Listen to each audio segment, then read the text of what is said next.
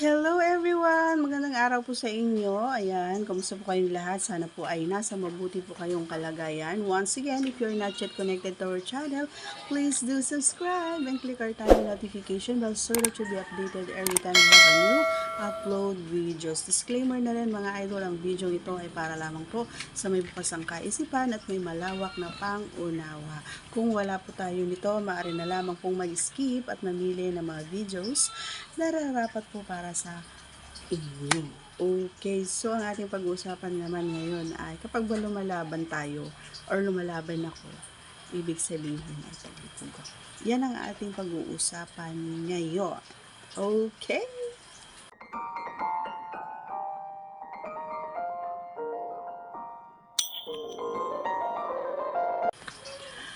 So, ayun nga, mga idol, mga pare ko, mga mari ko, sasagutin natin ng isang katanungan. Ayan.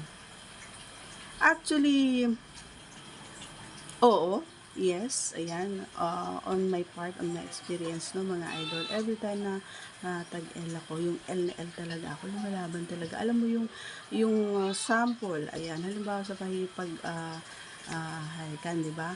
Minsan yung pag halikan mo lang is yung ganun lang, nagpila. Pero kapag tag-L talaga, naku, kahit malunok mo na lang,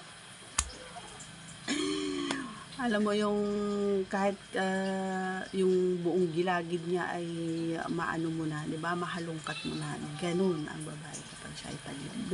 Ganun talaga. And,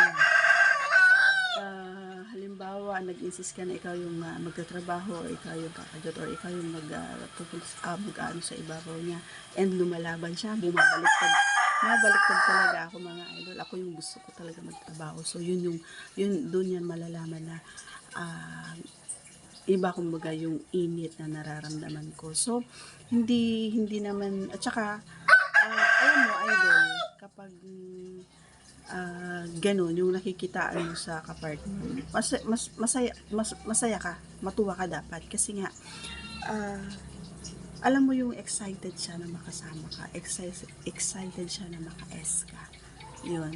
Kaysa naman na yung inaaya mo na, paayaw-ayaw pa. Inaaya mo na, ginagawa mo na lahat. Para lang patay. Alam mo yung para lang walang buhay. Alam mo yon, yung lantang gulay. Ganon. So, ayoko din ng ganong partner. Yung, halimbawa, ako na ngayong nag-aya, ako na nagtatrabaho, wala ka nang gagawin, kundi sundin mo lang kung ano yung ano mo. And, patigisin mo lang. Si Junjun. Ganun lang. Ganun lang kasimple ang gagawin mo kung ako yung nakasama mo. Kasi kapag ako talaga yung nakaramdam ng libog sa katawan, ay gagawin ko ang lahat. Kahit buong kasulok-sulukan ng ingron mo, hahalukayin ko. Ganon ako kapag lumalaban talaga ako. And ako yung nag-i-insist. Lahat ng mga hindi namin nagagawa, yung mga napapanood ko, sinusigurado ko na magawa namin. Hindi ko lang alam kung nagtataka siya bakit ko nagagawa yun, bakit ko alam to. Pero, alam ko naman sa sarili ko at nakikita ko sa kanya na masaya siya. Kasi nga, nararamdaman ko kay Junjun, grabe, lumalaban din. Ganon din naman kayo, diba, mga pare ko, lumalaban din naman kayo kapag naglibog kayo. Yung ayaw mong siya yung kumilos, ayaw mong siya yung magtatrabaho, gusto mo ikaw lang yung kahit na anong posisyon ay ginagawa mo sa kanya. So, yun yung ano ko din na alam ko na talaga naman na mainit na labanan. Kumbaga, yung mangyayari at magaganap. Pero syempre, in the end, pagiging happy. Kasi nga, for sure, kapag ganun ang nangyari, mga idol, is sabay kayong malalabasan, sabay kayong magiging happy, sabay kayong magiging masaya.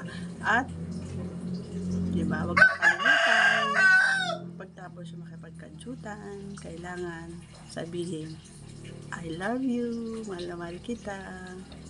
Huwag nyo kakalimutan yun. Kasi may mga mag-partner kapag nakatapos na, talikuran na. Tumatalikod na, di ba? Tutulog na agad. Yung hindi ka pa nakakapaghugas ay humihilik na sa tabi mo, di ba? Pagtapos nyo, yakapin mo, sabihin mo sa kanya, mahal na mahal kita. Napakasarap sa pakiramdam yung ganon, mga idol.